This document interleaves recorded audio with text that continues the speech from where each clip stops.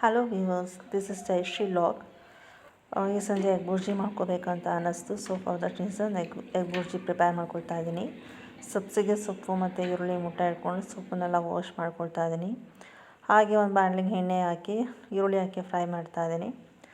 ಅದು ಸ್ವಲ್ಪ ಬಾಡಿದ ನಂತರ ಸಬ್ಸಿಗೆ ಸೊಪ್ಪು ಕೂಡ ಹಾಕ್ಕೊಂಡು ಅದನ್ನು ಕೂಡ ಚೆನ್ನಾಗಿ ಬಾಡಿಸ್ಕೊಳ್ತಾ ಇದ್ದೀನಿ. ಚಳಿ ಆಗಿರೋದ್ರಿಂದ ಏನಾದರೂ ತಿನ್ನಬೇಕು ಅನ್ನಿಸ್ತಾ ಇತ್ತು. ಅದಕ್ಕೆ ನಾನು ಎಗ್ ಬುರ್ಜಿ ಮಾಡ್ಕೊಳ್ಳೋಣ, ಮನೇಲಿ ಹೇಗಿದ್ರು ಸಬ್ಸಿಗೆ ಸೊಪ್ಪೆಲ್ಲ ಇತ್ತು. ಸೊಪ್ಪೆಲ್ಲ ಬಾಡಾದ್ಮೇಲೆ ಮೊಟ್ಟೆ ಕೂಡ ಹೊಡೆದು ಹಾಕ್ಕೊಳ್ತಾ ಇದ್ದೀನಿ. ನಾನು ಜಾಸ್ತಿ ಮೊಟ್ಟೆ ಯೂಸ್ ಮಾಡ್ಕೊಳ್ತಾ ಇಲ್ಲ, ಬರೀ ಎರಡೇ ಮೊಟ್ಟೆಗೆ ನಾನು ಎಗ್ ಬುರ್ಜಿ ಮಾಡ್ಕೊಳ್ತಾ ಇದ್ದೀನಿ.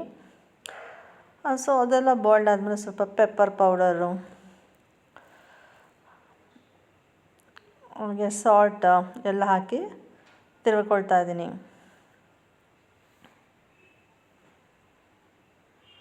ಆದರೆ ಎಗ್ ಬುರ್ಜಿನ ಅಲ್ಲೇ ಬಿಸಿ ಬಿಸಿನಲ್ಲಿ ತಿಂದ್ಕೊಳ್ಬೇಕು. ಅದಕ್ಕೆ ಚಳಿ ಆಗಿರೋದ್ರಿಂದ ತುಂಬ ಚೆನ್ನಾಗಿರುತ್ತೆ. ನಾನ್ ವೆಜ್ ಪೌಡರ್ ಕೂಡ ಹಾಕೋಬೋದು, ಆದರೆ ನನಗೆ ಯಾಕೋ ಪೆಪ್ಪರ್ ಪೌಡರ್ ಹಾಕೋಬೇಕು ಅನ್ನಿಸ್ತು ಎಗ್ ಬುರ್ಜಿಗೆ.